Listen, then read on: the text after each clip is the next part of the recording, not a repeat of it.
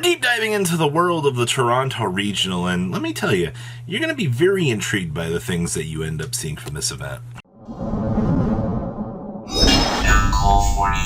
Make sure you guys smash the living crap out of that subscribe button so you guys don't miss out on more Oz content. So this is a pretty jam-packed, meta-filled event here. And to be honest with you, I'm not all that surprised to see things kind of going the way that they did. Rescue Ace was the most represented deck out of the top cut, which is actually kind of interesting. Rescue Ace kind of had a nice little dormant sleep for a little bit, but it looks like for the later half of these events that it's decided that it wanted to wake back up and kind of try to swing the meta around in its favor. And I don't think it's necessarily a bad thing. I find it very interesting just to see, you know, how the meta has started to swing more towards Rescue Ace. Now, that's not entirely the case, though, because Flaunderies, the birds overcame Rescue Ace. Now, I've heard a lot of reports from Flaunderies players being like, hey, you know, we have a terrible Rescue Ace matchup. Like, I don't understand how we win this. Well, they did it. Somebody figured out what looks like an amazing formulae in order to do it. And that's what I like to see out here is differences in change and differences. They play two barrier statues. Let's call it what it is. We know what we're doing here.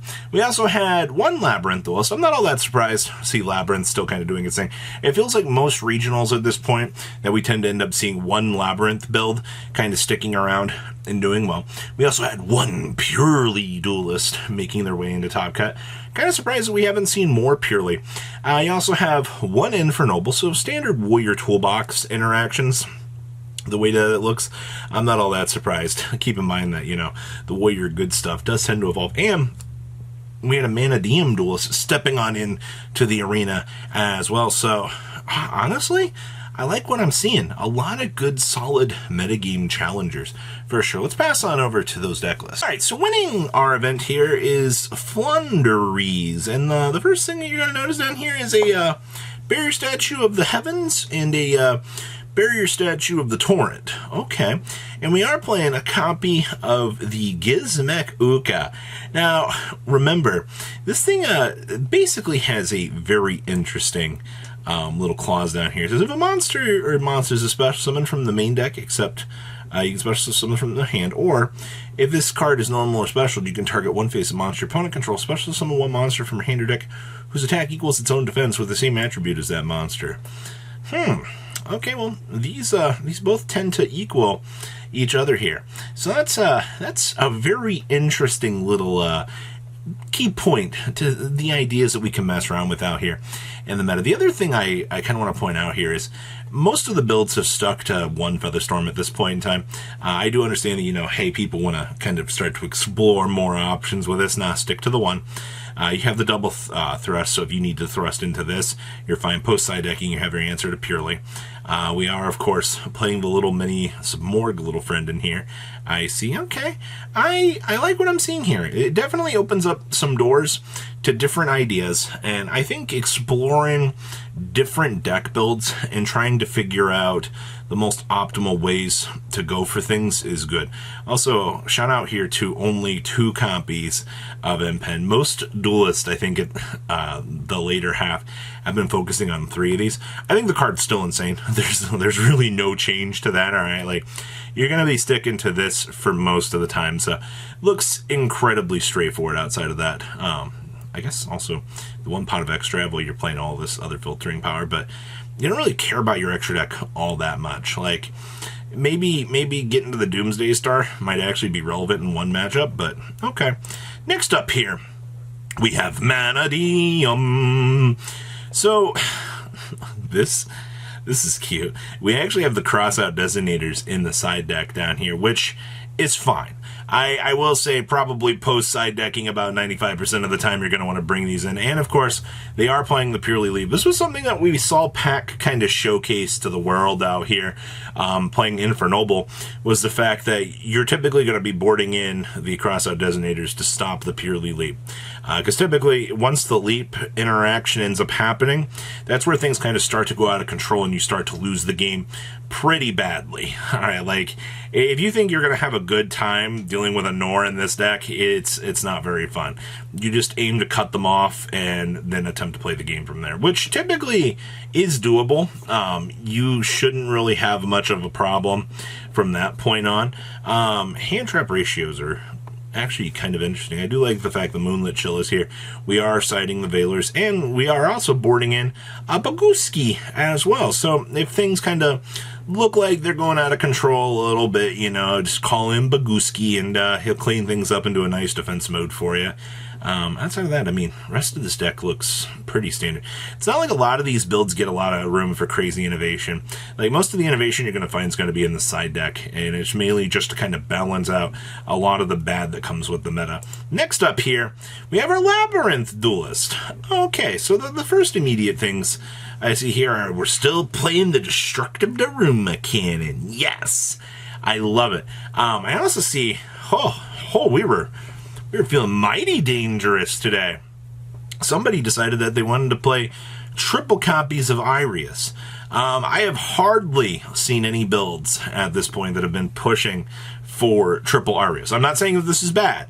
I'm just saying that most other people in the TCG would rather play other things than dedicating a huge, large amount to Irius. But I think that this does open up some interesting doors to the things that you can do. It also ensures that you can see it. All right, like, the biggest thing with Yu-Gi-Oh! Right now is I can't actually end up seeing my outs. So the fact that we are maximizing more towards this is pretty good. We are side decking the Eradicator and the Full Force. It's been pretty obvious for most of the meta here that both of these have just been punted down to the side decks, and not a lot of people have been really wanting to kind of come back and re-explore these. So poor virus cards. Maybe someday. All right, next up here, we have some Rescue Ace for you. And anybody else notice that Super Poly is just...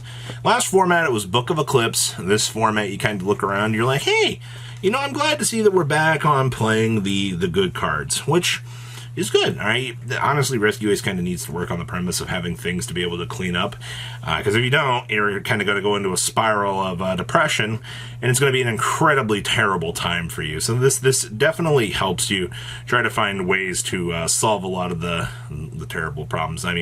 We have 4 of them things. You are covering as many matchups as you can. Also, the fact that Draco Knight Draco Quest actually is a relevant fusion target in this meta still is hilarious to me. Like, we've reached the point in the game where, a Dragon Synchro monster plus a Warrior monster is a physically good end board. Thank you, Baron DeFleur and Dispater. The meta thanks you for your service. Next up here, we have, oh boy, another Rescue Ace deck. Ha! Who needs super polymerization when I can just play enemy controllers down here? Calling your opponent's monster over to your field so that you can kind of set up and attempt to have, boards with it. It's good. I think it does help a lot of the pressure that you need to have for the defensive lines, for sure. But you're not, I don't know, it's you can dedicate less to the extra deck by playing Super Poly, but on the same time, your matchups become a little bit harder for the things that, Super Poly can kind of check off for you along the way. So that's something to really consider. I also love the fact that Fire Attacker has been in both of these side decks. Very, very interesting. It's also nice to see that we're not doing a lot of the Infernoble lines of play that we saw with a lot of the previous builds. So you are kind of getting a lot of differences in opinions here, which is actually not too bad. So I like this list a lot, but a lot of standard here. And the last was I wanted to show off here was Jesse Kotton's inspirational list from the YCS Japan list. Now, I wanted to say a couple of things. I could have picked 3 more side deck cards to toss in, so at least was this, but he was going into the event playing this deck as a meme deck, the way it felt. One of the other major things here was the YCSJ list did play multiple Dark Arm Dragons, which I think it just stuck a little bit closer to the YCS Japan list. He might have had a little bit more success. 4-3 would have been possibly a little bit more fees. Who knows? This is one of those examples of, the innovators in the game trying to take the ideas and concepts that we see from the OCG and try to translate them over. And sometimes it does work. But remember, this deck did originally go 7-1 out of its event, which is highly insane that, Ojamas, getting the chance to bridge this all together actually was successful. So I do love to see that. So the meme deck at its finest actually could be successful. So what do you guys think about this event? Please leave a comment down below, tell me what you guys think, and I'll see your beautiful faces back here later in the day, guys. Peace. Patrons, thank you.